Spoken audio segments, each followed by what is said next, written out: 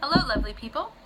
Hey, I noticed when I enter into certain restaurants or businesses, when there's crystals on display right away, I tend to notice and think, wow, that's pretty cool that they've got crystals in here.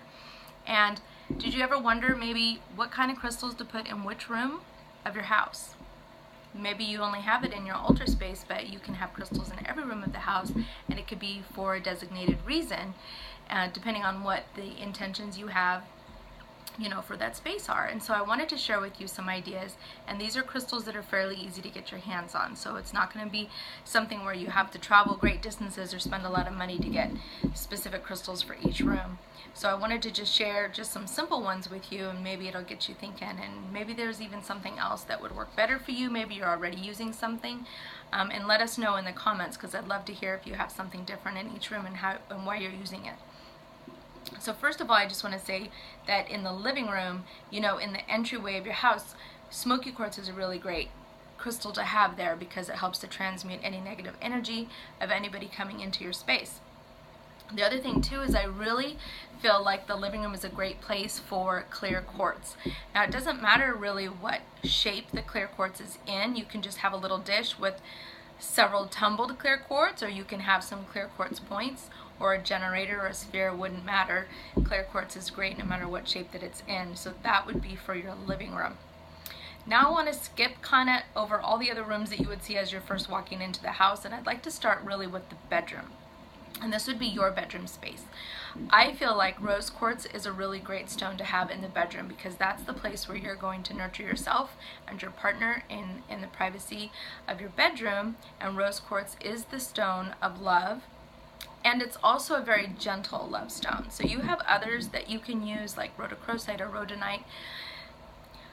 Even red jasper, I think, sometimes can be really great for that because it's very grounding and sensual. So that would just really be up to you. In the kids' bedroom, I feel like amethyst is great to put on the night table because young people tend to have issues with dreams and nightmares and terrors and things like that. So amethyst is really great for the dream cycle. That could really help to calm them in their dreams. But at their desk, I would recommend blue, green, or orange calcite because they're really great crystals to use for energy and for thinking good about themselves and for communication. When they're on their phone with their friends, that's a good thing to have because cyberbullying is really on the rise and we don't want that. So blue calcite can really help with that communication. But if they're a kid that's really analytical, then apophyllite is a really great crystal to have, especially if it's at their desk. If they're an advanced academic kind of student where they're really high advanced academics, then danburite is a really great crystal for that. Now, going into the bathroom, I feel like the bathroom is that place where you're nurturing yourself, where you're taking care of your body, but also it's a time to meditate on what's on the inside, not just what's on the outside, right? So we know we want to get ourselves fixed up, looking nice when we go out in public, because that's the first thing that people see and that's the first impression. But really underneath all of that, we want to make sure that we have a good foundation on the inside. So as we're preparing for a day and we're doing our hair and our makeup, or guys, you're shaving, think about all the things on the inside that you want to make sure are nice looking. You know what I mean? So the bathroom, I feel like having rose quartz for the ladies at the vanity is really important. Or if you're a gentleman and you like to have different kinds of beauty routines that you're working on and you have a vanity area, if you're shaving or you're doing other things to fix your hair, rose quartz is great because it's gonna remind you to love yourself, not just impress other people with how we look, but to love ourselves. And rhodochrosite is really great for inner beauty as well. Another thing too in the bathroom is at the bathtub. Now I like to keep amethyst at my bathtub and sometimes rose quartz, but shungite is another really good and powerful stone. As a matter of fact, I have a piece of shungite that's in my Epsom salt jar at my bathtub, so that when I take my bath with my Epsom salts, I have that healing power of the shungite in there as well. One other thing too is larimar, because larimar is really one of the premier water stones, and it's really great for communication and healing, and it's very nurturing. So when you're taking your bath, and you have your Larimar there and you have a little lit candle, be thinking about how you're nurturing yourself and why that's important, okay? The water element of the with the bathtub and the water and the Larimar together, it's really great for cleansing the emotions and how we feel about ourselves, or maybe how we have felt about the way we were treated that day. So those are some crystals that are really good for that. Now, let's see, let's skip down to now the kitchen. So the kitchen, to me, when I started putting crystals in my house, my kitchen was where I started first, because I really work a lot with herbs and with my cooking intentionally. And so I wanted to make sure that I had crystals in the kitchen that would help to really enhance the emotions and intentions that I was putting into the food. So some of the things to consider are evergreen jasper or green calcite. You can put those in your vegetable drawer with your veggies and with your salads. Another one is carnelian for energy. I would keep that by the coffee maker, right? Coffee is for energy first thing in the morning, but also while you're waiting for your coffee to brew, maybe hold that orange calcite, or that orange carnelian, sorry, and put your energetic intentions into that carnelian and really work with that crystal while you're waiting for that coffee to brew.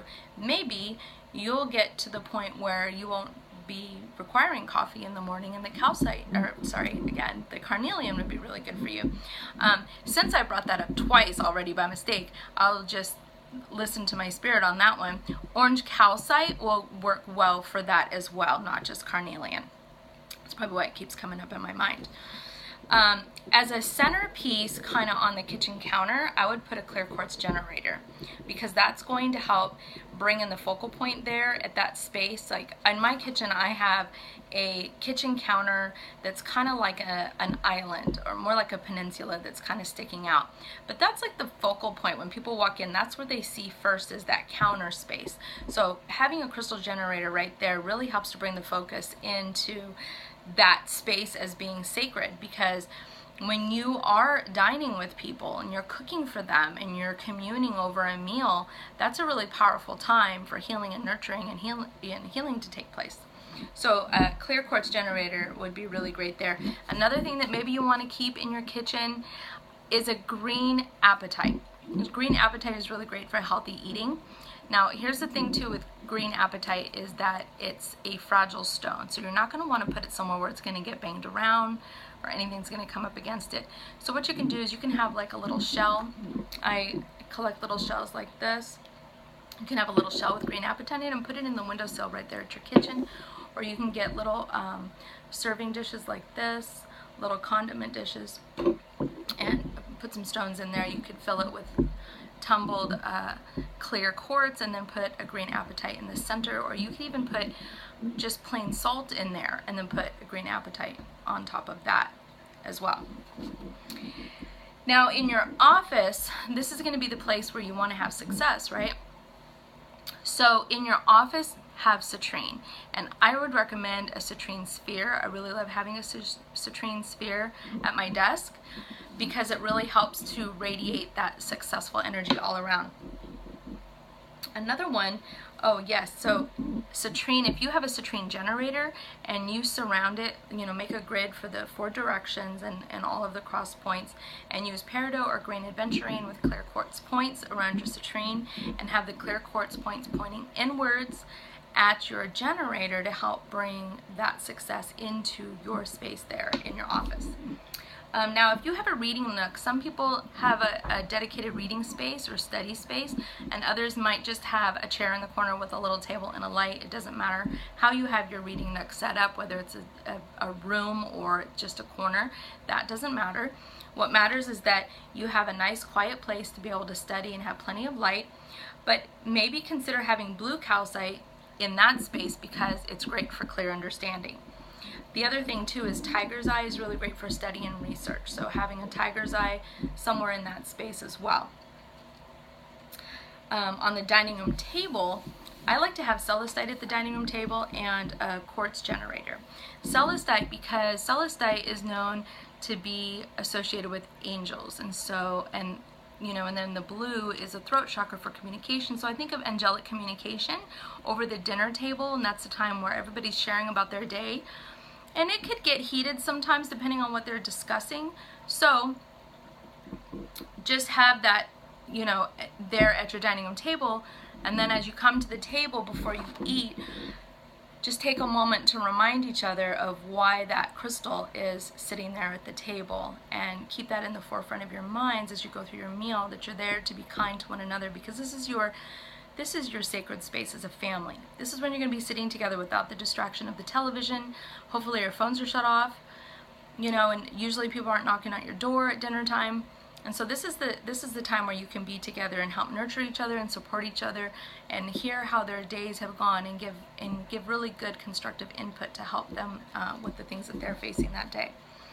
And then finally, I want to talk about the meditation space. So sometimes that might just be in your bedroom. Maybe you don't have a corner that you can use. Maybe you even go out in the garden. I'm not sure where you have your space at, but wherever your meditation space is, these are some stones to consider having.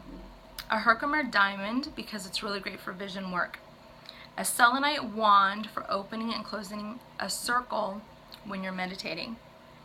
And a blue kyanite for psychic intuition abilities. And so those would be the stones that I would have there. Now, if you have a really small space and you don't have a lot of area to work with to be able to have a dedicated space that's just already equipped and ready to go, you know, and you can just walk in and have your moment.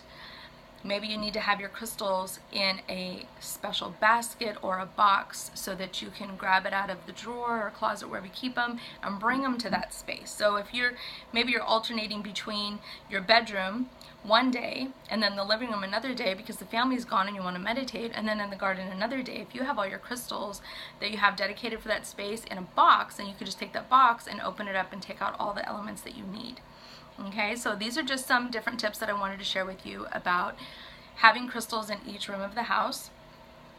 And so I would like to hear from you. What crystals do you have in each room, and why do you have those crystals there? What is their importance and significance to you? I would love to hear about that. So go ahead and leave a comment below the video and let me know what you think. Have a nice day.